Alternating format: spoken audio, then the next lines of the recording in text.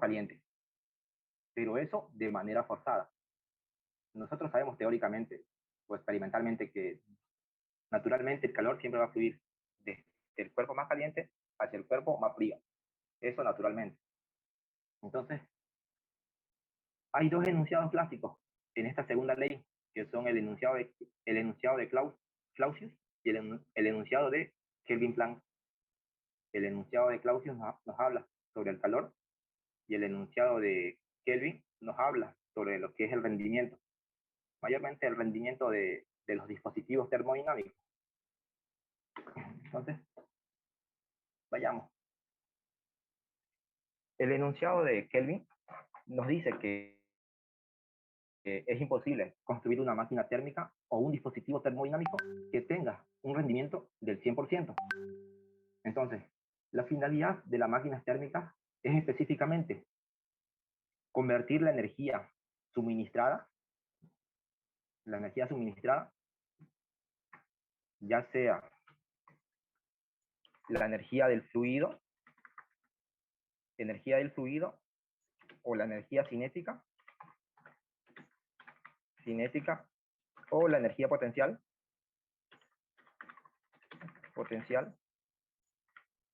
Entonces, la finalidad de estas máquinas térmicas es convertir esas tres energías en trabajo mecánico, donde parte de la energía que se va a recibir, parte de la energía que va a recibir la máquina térmica se va a convertir en un trabajo útil. Solamente una parte se convierte en trabajo útil, mientras que la otra parte es rechazada al medio exterior. En pocas palabras, esa parte que es rechazada se lo denomina como trabajo no útil.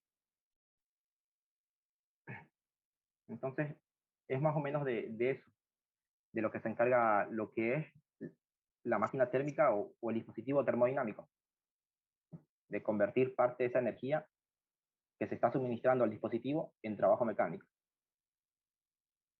Entonces, este enunciado nos dice que, como les mencioné anteriormente, es imposible que un dispositivo o una máquina térmica presente una eficiencia o un rendimiento del 100%, ya que siempre van a existir irreversibilidades dentro del dispositivo, lo que van a provocar pérdidas de energía.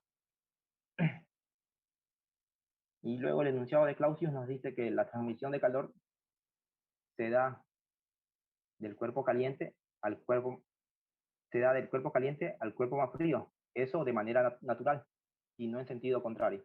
Ojo, de manera natural.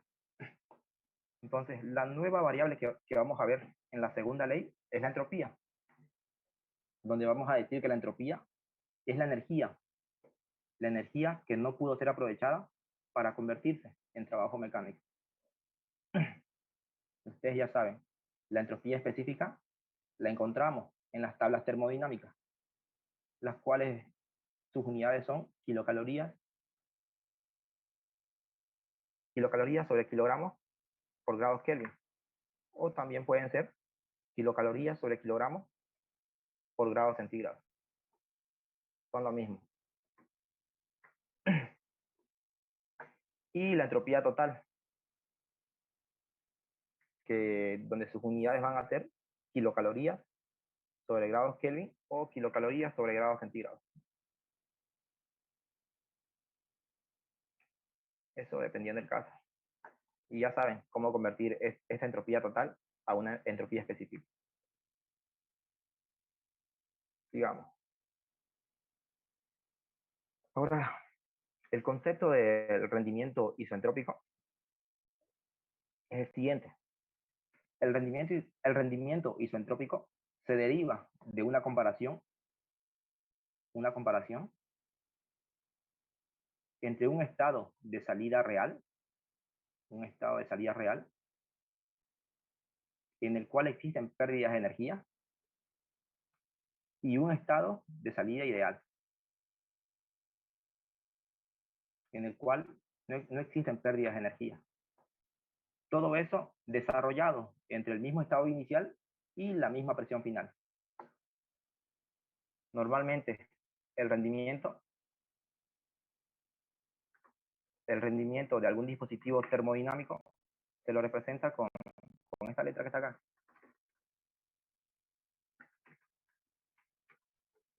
Con esa letra.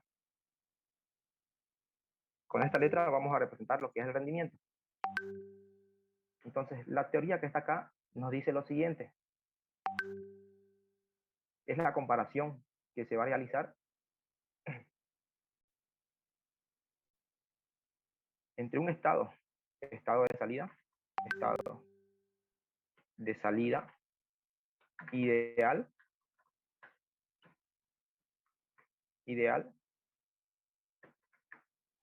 con un estado de salida real.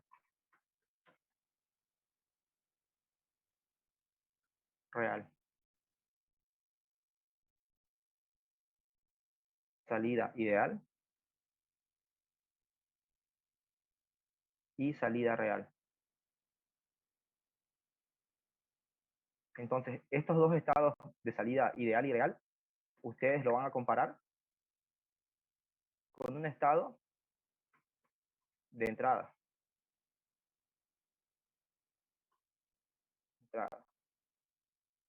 Y listo.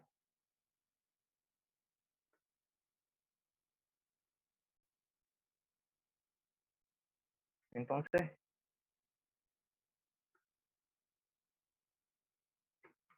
vamos a decir lo siguiente. Siempre. Un momento, chicos. Entonces, vamos a decir lo siguiente. Cuando el enunciado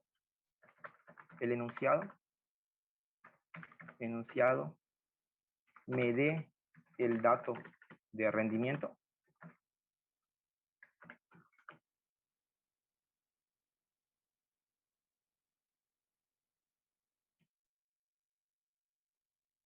si es que yo estoy recibiendo un ejercicio y ese ejercicio me proporciona lo que es el dato del rendimiento, yo voy a tener lo siguiente: un estado de entrada y luego voy a tener dos estados de salida. Un estado de salida ideal y un estado de salida real. Eso cuando el dato, bueno, cuando el enunciado me dé el dato de rendimiento. O cuando el enunciado me pida encontrar el rendimiento. Entonces, si es que el enunciado me da como dato el rendimiento o me pide encontrar el rendimiento, voy a tener lo siguiente: estado de entrada y estado de salida, ideal y real. No se olviden de eso. ¿Queda claro o no? Lo que trato de decirles con respecto al rendimiento. Chicos. Sí. Y entonces sigamos. Otra cosa. En los estados de salida, la presión de salida,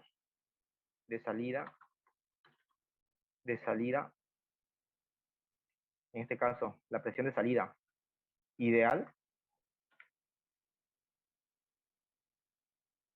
va a ser igual a la presión de salida real.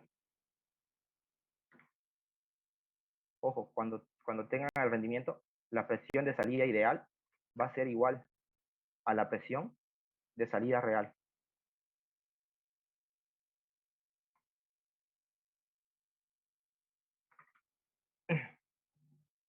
No se olviden de eso.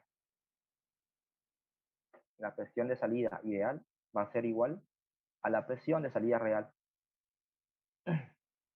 Esto de acá, de las presiones de salida ideal y de salida real, se aplica para todos los dispositivos que tengan rendimiento. Vamos a ver a continuación cuáles son esos dispositivos que tienen rendimiento. Ya. Los dispositivos que tienen rendimiento son la turbina, el compresor. ¿Cuál más es, chicos? El otro dispositivo que tiene rendimiento. ¿La tobera? ¿O no? La bomba. ¿Está bien la bomba? La tengo primero la tobera. Díctenme el rendimiento de la tobera, por favor. Si no me equivoco, es entalpía de entrada menos entalpía de salida. Eso dividido entre la entalpía de entrada menos la entalpía de salida, ¿cierto? Salida ideal. El estado ideal lo vamos a representar con un asterisco arriba. ¿Me corrigen, chicos, si está correcto o no el rendimiento de la tobera, por favor? ¿Es correcto o no? Luego, el otro dispositivo que tiene rendimiento es la bomba, donde nuevamente para la bomba el rendimiento va a ser el trabajo ideal sobre el trabajo real. El trabajo real. Donde ese trabajo ideal y real va a ser igual a lo siguiente. Este trabajo ideal va a ser igual a ver, el volumen específico, bueno, menos el volumen específico de entrada por la variación de presión de salida menos presión de entrada. Eso dividido entre el trabajo real, que va a ser igual a la entalpía de entrada menos entalpía de salida. Entalpía de salida. Ese es para la bomba. Ahora, ¿cuál es el otro dispositivo que me falta? Ya tenemos la turbina, tenemos el compresor, tenemos la tobera y tenemos la bomba, ¿cierto? ¿Cuál es el otro?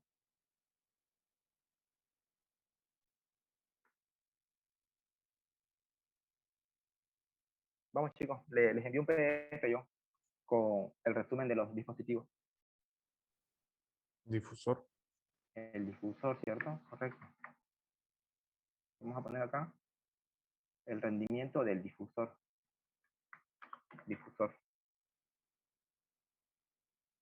Entonces, la fórmula para el rendimiento del difusor también es el mismo. Pero ¿cuál es la diferencia para el difusor? El difusor es un caso especial y me gustaría que ustedes lean lo que es la teoría de estos dispositivos acá que tienen rendimiento, porque son importantes. Entonces, como les mencioné hace un momento, en todos los dispositivos, excepto en el difusor, va a suceder lo siguiente.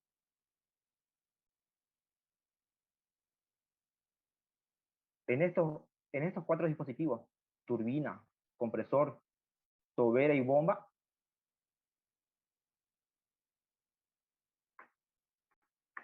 la presión de salida real va a ser igual a la presión de salida ideal. Ojo, solamente para esos 4 dispositivos. En cambio, para el difusor,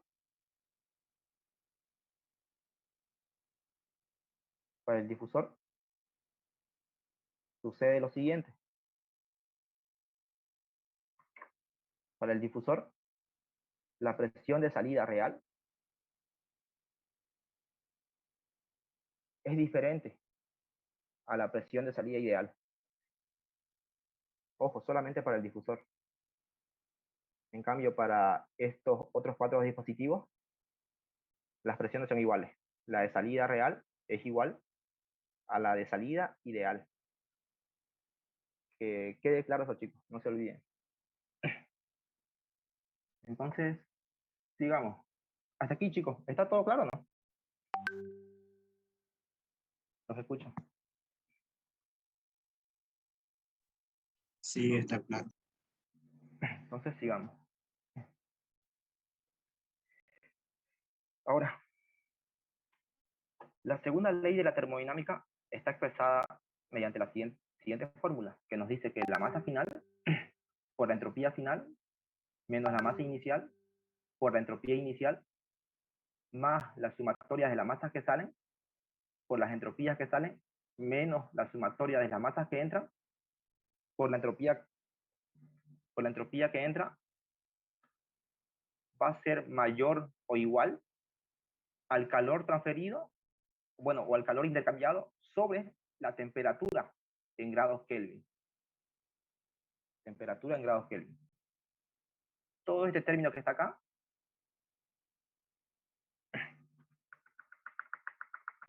todo este término, a ver qué pasó.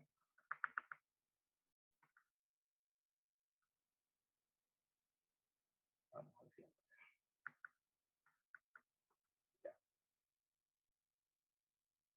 Todo este término que está con negro, el término del lado izquierdo,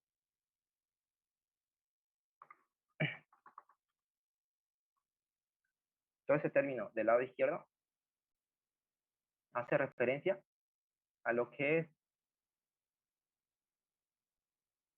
la variación de entropía de mi sistema termodinámico o de mi volumen de control.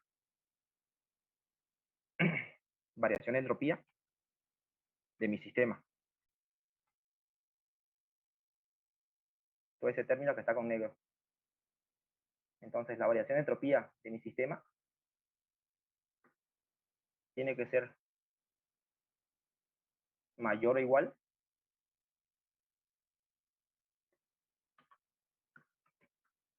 al calor intercambiado sobre la temperatura en grados Kelvin.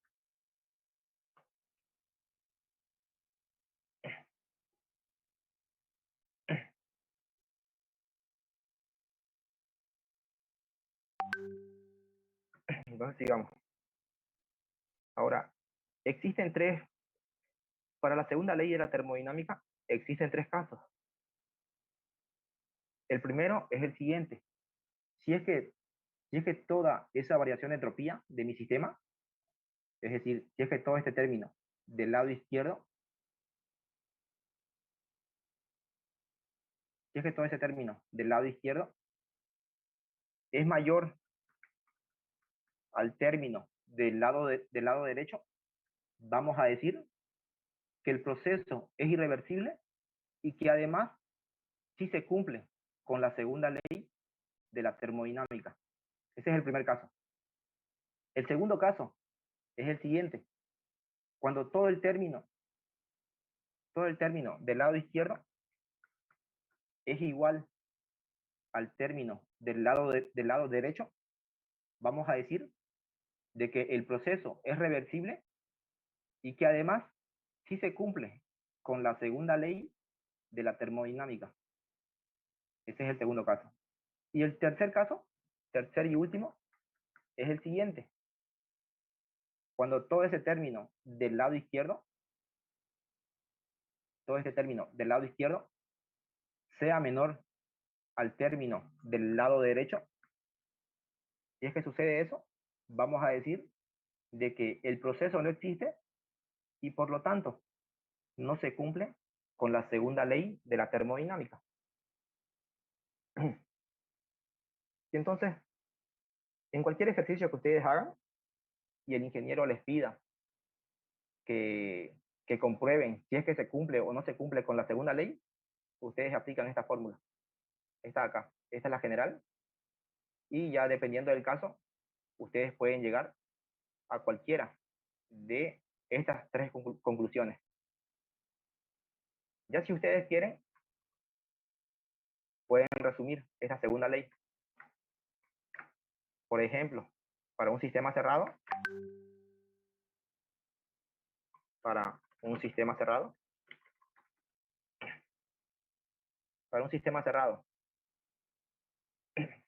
en un sistema cerrado, ¿será que yo tengo salidas y entradas o no? No. No, ¿cierto? Por lo tanto, estos términos acá se van.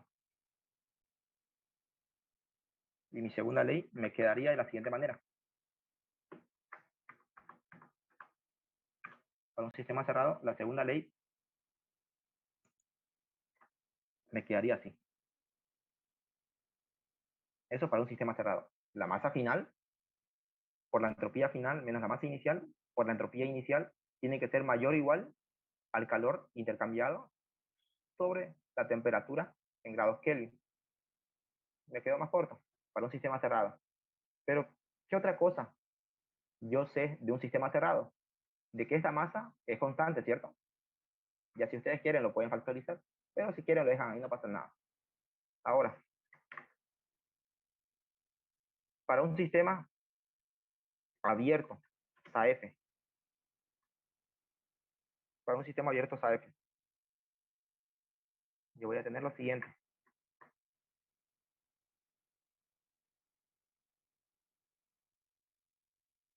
No nos olvidemos, el sistema SAF tiene o no tiene acumulación. Sí tiene. Acumulación No tiene. no No tiene tiene. acumulación. Por lo tanto, no va a haber ni masa final ni masa inicial. Se va. Y lo único que me queda en mi segunda ley para un sistema abierto SAF va a ser igual a la sumatoria de las masas que salen por la entropía que salen menos las sumatorias de las masas que entran por la entropía que entran va a ser mayor o igual al calor intercambiado sobre la temperatura en grados Kelvin. Eso para un sistema SAF. Y luego sigue, por último, para un sistema abierto, SAF. SAF. Donde ya mi segunda ley obligatoriamente se tiene que mantener ahí. Entonces, ustedes pueden para un sistema cerrado, pueden colocar su segunda ley, solamente esto. Para un sistema SAF, pueden colocar solamente esto. Y para un sistema SAEFU, obligatoriamente tienen que colocar todo esto. Porque en un sistema SAEFU hay acumulación y todo este término que lo estoy remarcando, hace referencia a lo que es la acumulación. Y ya, como es un sistema SAEFU, eso va a depender de que si tiene salida o si tiene entrada. Ya de acuerdo al ejercicio, ustedes pueden factorizar o simplificar o anular la salida o la entrada, dependiendo del caso. ¿Queda claro o no? Aún si igual se pondría la energía cinética y potencial en cada uno. La segunda ley, Sí, no, solamente la entropía, solamente las masas y las entropías, nada más, para la segunda ley. Como les digo, esta es la fórmula general de la segunda ley. La segunda ley solamente te involucra lo que es la masa y entropía, nada más. ¿Queda claro, no, Samuel? sí, está claro. Ya. Ojo, estamos en la segunda ley, no estamos en la primera. Entonces ya. No nos olvidemos, todo este término que está con negro es la variación de entropía del sistema. ¿Qué pasa si el ingeniero les da un ejercicio para un sistema cerrado y les pide determinen la variación de entropía del sistema? ¿Qué es lo que van a hallar? Solamente esto. Si es que les pide la variación de entropía. Todo esto sería su variación. Y lo mismo para un sistema SAF, esta sería la variación de entropía. Y lo mismo para un sistema SAF, esto sería la variación de entropía. Todo lo que está con negro. Y listo. Ahora otra cosa que tienen que saber es lo siguiente, ya, ustedes ya saben lo que es un proceso isobárico, el cual ocurre a presión constante, un proceso isocórico, el cual ocurre a volumen constante, un proceso isotérmico, el cual ocurre a temperatura constante, proceso isoentálpico, entalpía constante, y proceso adiabático, en el cual no existe transferencia de calor, por lo tanto el calor es cero. Ahora, en la segunda ley es importante analizar lo que es el proceso isoentrópico, en donde vamos a decir que el proceso isentrópico es aquella sustancia sometida a un proceso reversible o ideal, ojo, proceso reversible o ideal, donde no se intercambia calor con el medio exterior. Entonces, al ser mi proceso reversible y adiabático, eso provoca que la entropía durante todo mi proceso sea constante. Entonces, vamos a decir que en un proceso adiabático más reversible, el proceso es isentrópico. Ojo, no nos olvidemos. En un proceso adiabático más reversible va a ser igual a un proceso isentrópico. Un proceso isentrópico es aquel donde la entropía permanece constante. ¿Queda claro o no?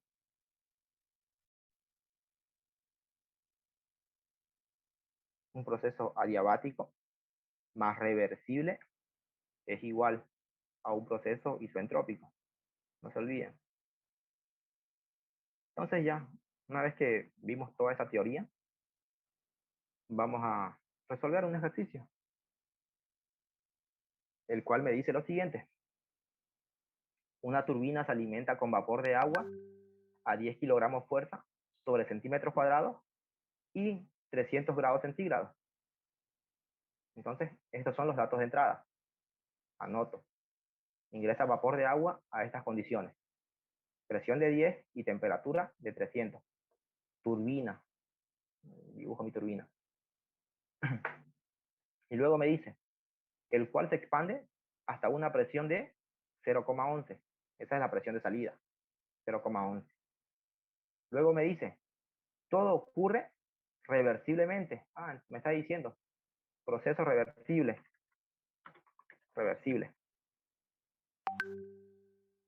El proceso es reversible en la turbina. Ya. Todo ocurre reversiblemente. Y luego me pide que determine qué cantidad de trabajo produce la turbina. Entonces me pide el trabajo producido por la turbina. Quiere que yo encuentre eso. Trabajo producido por la turbina. La turbina me produce un trabajo positivo o negativo. Positivo. Positivo. Entonces tengo que determinar ese trabajo. Y ese trabajo me tiene que salir positivo. Y luego me dice, además determine si se cumple con la segunda ley de la termodinámica y grafique el proceso en el diagrama TS. Listo. Ya tengo mi esquema, ya tengo los datos de entrada y los datos de salida. Ahora veamos. En el enunciado, ¿será que me menciona el rendimiento del compresor o no? No. No me dice nada del rendimiento. Por lo tanto, ¿qué es lo que yo voy a tener en el análisis de la turbina? Pongámoslo acá.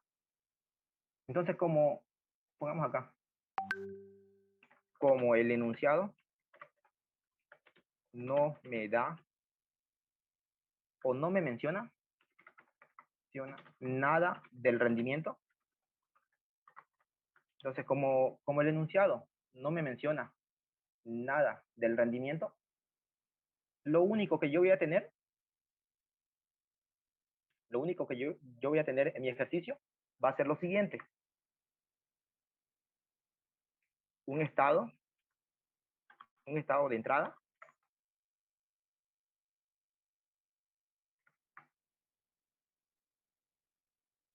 y un estado de salida. Nada más. ¿Queda claro, no, chicos? Como el enunciado no me menciona nada del rendimiento, lo único que yo voy a tener en este ejercicio va a ser un estado de entrada y un estado de salida. Pero ¿qué hubiese pasado? hubiese pasado si el enunciado acá me decía, determine qué cantidad de trabajo produce la turbina si el rendimiento de la turbina es del 85%? ¿Qué hubiese pasado si el enunciado me daba esto?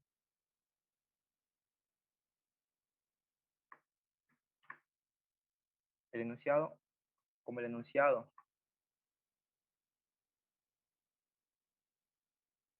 me da